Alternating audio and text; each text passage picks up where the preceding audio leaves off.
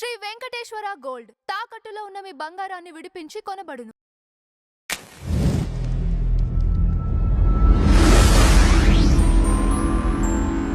అయితే సార్ జనరల్‌గా భారతదేశంలో ఉన్న వాళ్ళు కానివ్వండి, ఇతర దేశాల్లో ఉండేవాళ్ళు కూడా భారతదేశంలో పుట్టటానికి ఒక అదృష్టం చేసుకొని ఉండుండాలి అని ఒక మాట వాడుతూ ఉంటారు. అవును.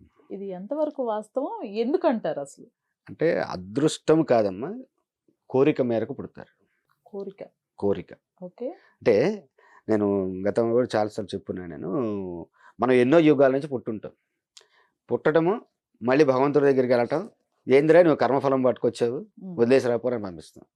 ప్రతిసారి నేను మీరు చెప్తారు నేను వెళ్తాను కానీ అక్కడ ఇదవుతుందనంటే అది అక్కడికి వెళ్ళి నేర్చుకో.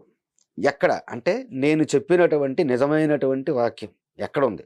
భారతదేశంలో మాత్రం దొరుకుతుంది. అంటే రియల్ భగవద్గీత. గీత అనేటువంటిది అర్థం తెలిసినమ్మా అది.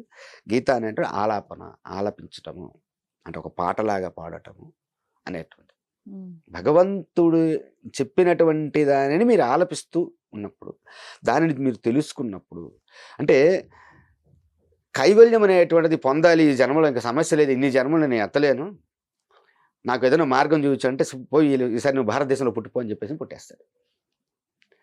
అందుకనే ఇంత చిన్న దేశము, చైనా మనకంటే కూడా 4-5 రెట్లు పెద్ద ఉంటుంది, అమెరికా ఇవన్నీ ఉంటాయి.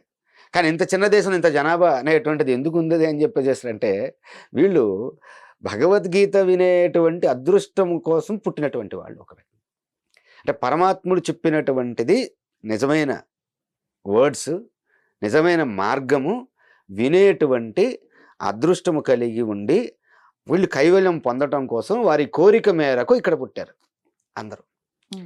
దురదృష్టవశాత్తు అలాంటి వాళ్ళని, అంత అదృష్టం ఉండి ఇక్కడ భారతదేశంలో పుట్టడం అంత అదృష్టం కలిగి ఉండి పరమాత్మని పర్మిషన్తో ఇక్కడ పుట్టి ఉండి దురదృష్టవశాత్తు చెప్పుడు మాటల్లో పడిపోయేసేసి మత మార్పిడి జరిగినాయి. కొంతమంది బలవంతంగా మత మార్పిడి జరిగినాయి ఒకప్పుడు. కొన్ని మతం, ఇప్పుడు ఇస్లాం ఏంటంటే బలవంతంగా మత మార్పిడి జరిగింది, ఇష్టపడి మత మార్పిడి కాదు ఇస్లాం అనేటువంటిది. మొఘల్స్ వీళ్ళు అనేటువంటి వాళ్ళు వచ్చి బలవంతంగా వాళ్ళ స్త్రీలని, పురుషుల్ని చంపేసేసి స్త్రీలని పెళ్లి చేసుకొని వాళ్ళని మళ్ళీ ఇస్లాం స్వీకరిస్తేనే మరి వాళ్ళని పెళ్లి చేసుకున్నారు. ఇస్లాం స్వీకరించే విధంగా చేసి అలా చేసినటువంటిది ఇస్లాం అనేది వచ్చింది. కానీ వీళ్ళు క్రిస్టియానిటీ వచ్చేసినప్పటికైనా డబ్బుల కోసం, బయట నుంచి ఫండ్స్ వస్తే ఆ ఫండ్స్కి వీళ్ళు ఆశపడిపోయేసేసి అమాయకుల్ని,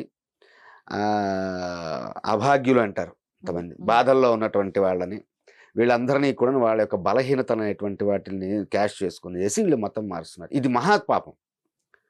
ఇస్లాంలో మారటం అనేటువంటిది అది పాపం అంతగా ఉంటుందో లేదో నేను చెప్పలేను కానమ్మా, ఇది మహాపాపం.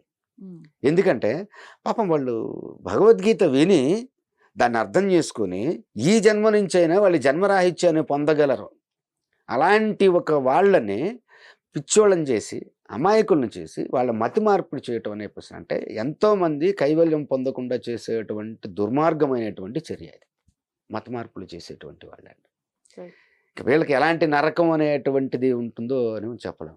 కానీ వాస్తవానికి భారతదేశంలో పుట్టడం అంటే ఒకే ఒక్కటి టార్గెట్ అమ్మా అది. అంటే నేను లాస్ట్ టైం కూడా చెప్పాను, మానవ జన్మ ఎత్తడం అనేటువంటిది ఏంటి అని అంటే పరమాత్ముడిలోకి లీనం అవ్వటానికి, కైవల్యం పొందటం కోసము. ఈ కైవల్యం పొందటం కోసం ఏం చేయాలి, ఎలా ఉండాలి, ఎలా ప్రవర్తించాలి అని క్లియర్గా చెప్పబడినటువంటిది భగవద్గీతలో మాత్రమే చెప్పబడింది.